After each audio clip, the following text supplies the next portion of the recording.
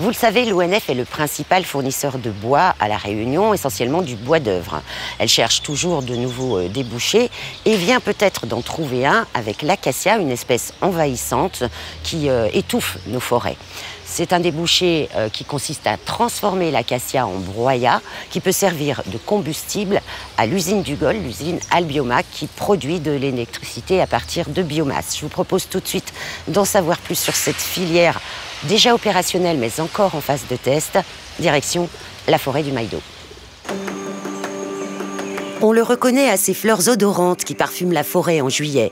Mais l'acacia, réputée pour sa capacité à régénérer les sols, n'a pas que des avantages. Pour nous le prouver, Alain Fontaine de l'ONF et Jean Prévost, le responsable du pôle aménagement, nous emmènent dans la forêt des Hauts au Maïdo. Et sur le terrain, on voit bien la problématique à laquelle s'affrontent au quotidien les agents et bûcherons qui travaillent pour l'ONF. Donc tu vois, ça reprend le dessus sur la piste, l'acacia. Puis c'est un bois très cassant.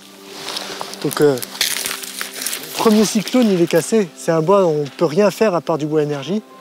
Il y a des pistes où on ne peut plus passer tellement c'est dense. L'acacia, c'est une espèce qui a été introduite parce qu'elle permet de régénérer les sols, mais elle est invasive. Et du coup, elle prend le dessus. Elle fait plus de 100 000 graines au mètre carré. Et donc, elle a une très forte dynamique. Et on voit là, il y a plein de petits acacias qui poussent. Des fois, c'est encore plus prégnant.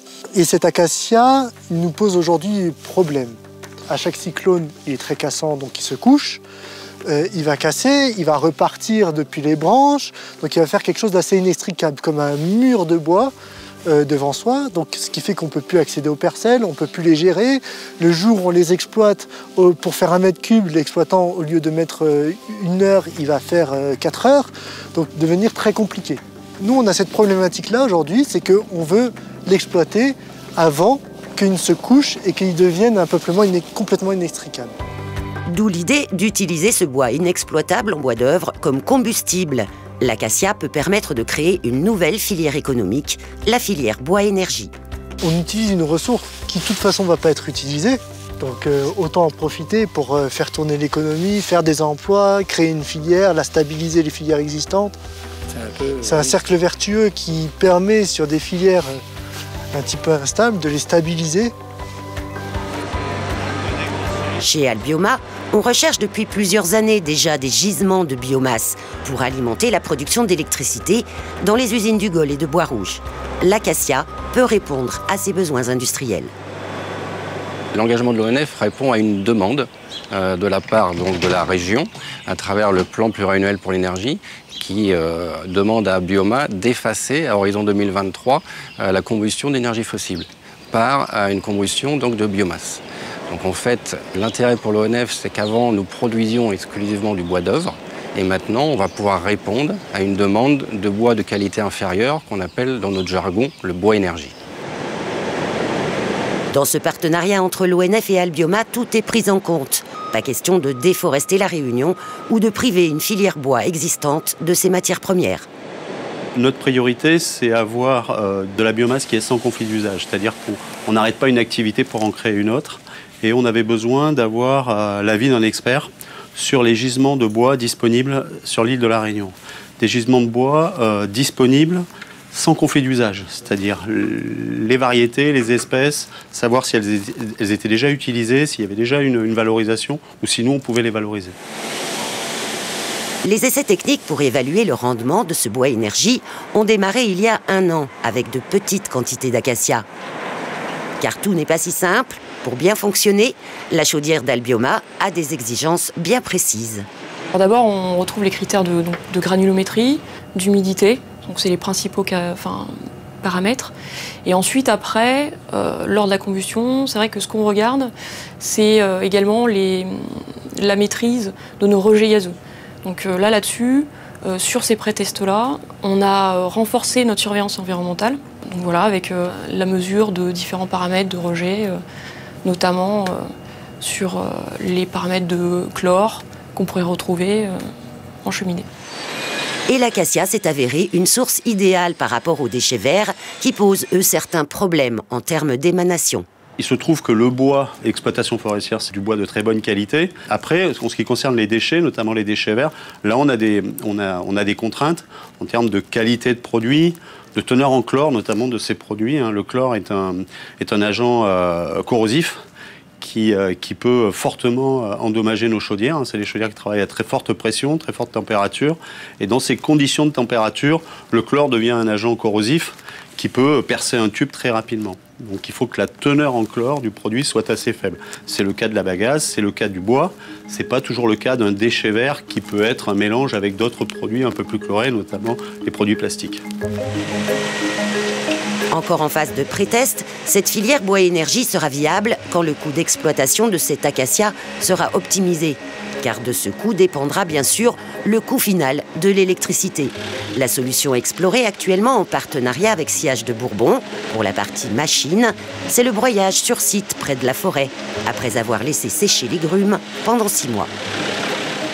C'est un produit nouveau qui n'existait pas, donc il nous faut définir l'itinéraire technique pour, depuis l'arbre en forêt, faire un passage dans un broyeur qui doit être soit dans les hauts, soit dans les bas, soit sur la plateforme finale Albioma, des itinéraires techniques de production, de broyage, de transport, qui vont être associés derrière à une estimation financière pour savoir à quel prix de revient va arriver ce bois énergie broyé jusqu'à la chaudière. L'ONF doit aussi estimer les quantités de bois énergie qu'elle pourrait fournir à l'usine. Une partie de cet acacia est sur les domaines de forêt publique, mais la majorité appartient à des privés qui pourraient y voir une source économique supplémentaire. Aujourd'hui, on est les seuls à l'exploiter avec nos charbonniers, quasiment. Mais en fait, nous, on a dit qu'on pourrait exploiter chaque année, à terme, quand ils auront un peu grossi, tous les peuplements post-incendie, 3500 m3 par an.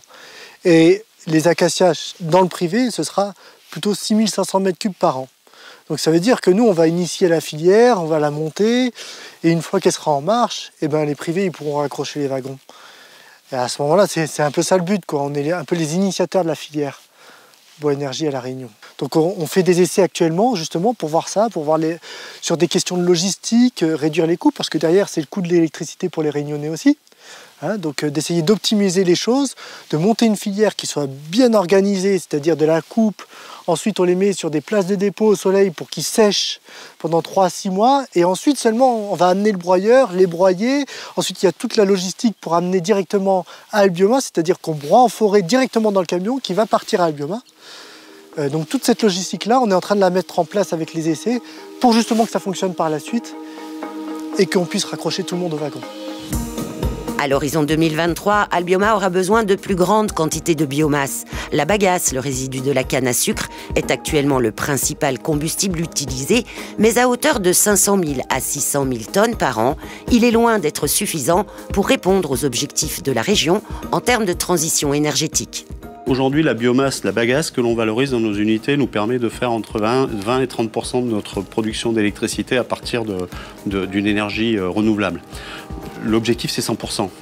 Là-dedans, on n'y arrivera pas qu'avec la biomasse locale, mais même si on a 5, 10, 15 000 tonnes qui vient d'exploitation forestière et d'exploitation durable des forêts, ça sera toujours autant de bois qu'on n'aura pas à importer pour faire la même production d'électricité. D'autres espèces font aussi l'objet de pré-tests dans la filière bois énergie, comme ces Cryptomeria de choix 2 et 3, inexploitables en bois d'œuvre en Syrie à cause d'une croissance irrégulière. Donc ça, c'est le début de la croissance de l'arbre. Et puis plus ça va maintenant qu'ils sont serrés, plus les cernes sont petites, ils n'ont plus assez de place. Donc on a 5 ans de retard sur l'éclaircie. Et c'est donc pour ça qu'on est pressé d'intervenir dans ces peuplements, pour leur donner un petit peu de place, de lumière aux arbres qu'on va garder, pour qu'ils puissent bien grossir comme il faut. Entre l'éclaircissement des parcelles de Cryptomeria et la coupe d'acacia tous les 15 ans, la filière bois énergie permettra à l'ONF d'améliorer encore la gestion durable des forêts sans pour autant perdre ses bienfaits sur le milieu naturel.